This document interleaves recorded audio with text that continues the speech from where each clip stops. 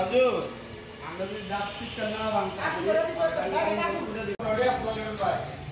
আর ওই সময় কালে একটা ফোন দেয় তাই তো বুদ্ধি করে আমি হলো যে সময় দাঁড়িয়ে দাঁড়িয়ে ফোন দিচ্ছি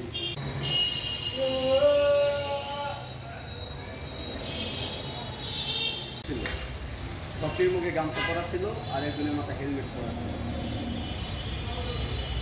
ঘটনা ঘটছে হলো 11:15টার দিকে, প্রায় 15-20 মিনিটের মতন ওরা এখানে অবস্থান করছে।